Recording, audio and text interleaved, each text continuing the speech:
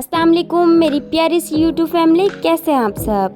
उम्मीद करती हूँ आप सब खैरियत से होंगे। अल्हम्दुलिल्लाह मैं भी बिल्कुल ठीक हूँ। आपने मेरा थंबनेल तो देख ही लिया है कि आज मैं आप लोगों के साथ शेयर कर रही हूँ बीफ स्मोकी कढ़ाई की रेसिपी। और एक और थंबनेल आपने देखा होगा पाक पतन शरीफ़ का। पाक पतन शरीफ़ में जो है ना मेरे दादा अब्बू सैटरडे को गए थे, सैटरडे की रात को ना, सैटरडे के दिन को। तो वो वहाँ पे पहुँचे, वो गए थे मेरे चाचू के बेटे के साथ। वो कोई 13-14 साल की उम्र का है, तो उसको लेके इसीलिए गए थे कि ना चलो साथ होगा। मेरे दादा अब्बू काफ़ी बुज़ुर्ग आदमी है ना, माशाल्लाह माशाल्लाह उनकी 90 टू 95 एज है, इसके दरमियान है। तो वो कहीं पे भी जाते हैं ना तो अपने किसी एक आध पोते को साथ लेके जाते हैं।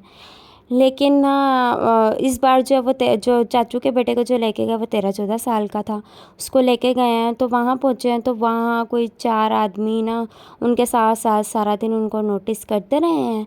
सबसे पहले तो किसी ने, अल्लाह जाने किसने, किसी दूसरे ने, कि उन्होंने ही जो है ना मेरे कज़न से, मेरे चाचू के बेटे से मोबाइल छीना मेरे दादा अब्बू का। और उसके बाद ना पता ही नहीं चला उनको, उसने दूसरे छोटे बटनों वाले मोबाइल से जो है मेरे चाचू को कॉल करके बताया कि ऐसे ऐसे मोबाइल छिन गया। मेरे चाचू रात 12 बजे के टाइम ना निकले कि चलो मैं जाता हूँ लेकर आता हूँ दोनों का ना। तो लेने के लिए वो गए हैं। सुबह 5 बजे के टाइम उन्होंने बटनों वाले मोबाइल पे उसको फ़ोन किया है कि आके मुझे बाहर से लो, कहाँ पे हो तुम लोग। तो इतने में ना वो 4 आदमी उन्होंने देखा ये अकेले हो गए हैं दादा अब्बू। उनसे कहने लगे कि आपके पास पानी है। तो मेरे दादा अब्बू लेके गए थे, उन्होंने कहा जी मेरे पास है। उन्होंने अपना पानी दिया, उनमें से 2 ने पानी पिया और उसके अंदर पता नहीं छुपकर से क्या कुछ मिला दिया।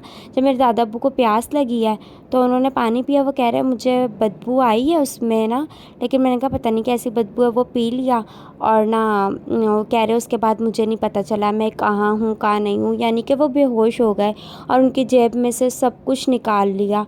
फिर वहाँ के हॉस्पिटल मेरे चाचू लेके भागे। जब उनको ढूंढते ढूंढते जब वापस आया ना अपने बेटे के साथ, तो वो वहाँ पे नहीं, उनको ढूंढते ढूंढते वो वज़ू खाने से मिले हैं।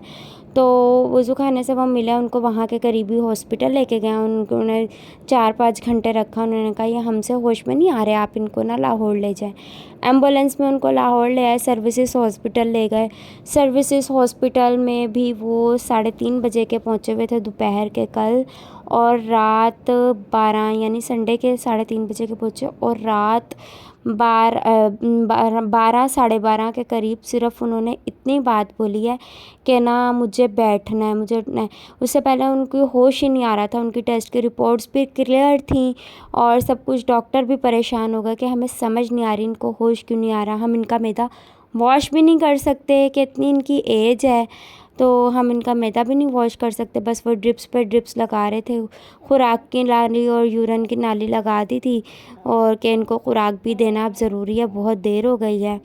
तो फिर उनको जाके कहीं 2:30 बजे के टाइम छुट्टी हुई, 2 बजे के टाइम कहीं उन्हें होश आया, 2:30 पौने 3 के टाइम छुट्टी हुई, वो 4 बजे घर आए। शुक्र अल्लाह का काफ़ी बेहतर है। जब होश आई तो उन्होंने स्टोरी बताई।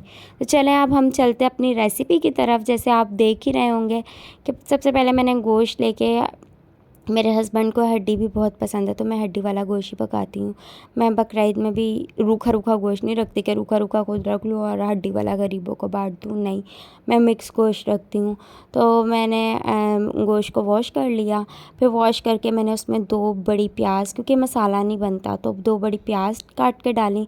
और ना उसके अंदर मैंने ऑयल, नमक, कुटी मिर्च, पिसी मिर्च, धनिया, पिसा गरम मसाला, हल्दी, अदरक लहसुन का पेस्ट डाल के और टमाटर को मैंने काट के 2-2 पीस में ऐसे ही रख दिया। और उसके बाद मैंने उसका प्रेशर लगा दिया।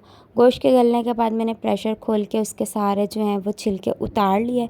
उतारने के बाद मैंने उसकी भुनाई की अच्छे से, दही डालकर। भुनाई होने के बाद मैंने उसमें कोयले का धुआं दिया। कोयले का धुआं देने के बाद कोयले का धुआं देने से पहले मैंने उसमें हरी मिर्च डाली। और फ्रेंड्स, जो मेरे पास होता है मैं आपको वो साफ साफ दिखा देती हूँ। मेरे पास नहीं वो खूबसूरत सी कोयले के धुआं देने वाली कटोरियाँ नहीं थी जो मैं उसमें रख के देती। हम बड़े बड़े लोगों की तरह हम जो हैं वो बस मैं आपके सामने साथ जो हूँ वही शेयर करती हूँ। फिर उसके बाद मैंने इसको प्लेट में निकाला और हम खाने बैठ के। मुझे बहुत भूख लग रही थी। इसकी खुशबू से फ्रेंड्स जो आवाज़ें आ रही हैं वो मेरे बेटे की है, इसको ज़रा इग्नोर कीजिएगा।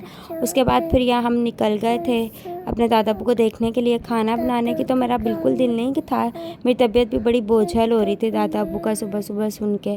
फिर हम लोग ये निकल गए थे दादा अब्बू को देखने के लिए। वहाँ से देख के फिर हम वापस आए। तो फ्रेंड्स, मेरा व्लॉग अगर अच्छा लगे हो तो मेरे चैनल को सब्सक्राइब करें, बेल आइकन को प्रेस करें। बस मेरा छोटा सा व्लॉग यही था। उम्मीद करती हूँ आप सबको पसंद आया होगा। जो न्यू वॉचर हैं वो सब्सक्राइब करें।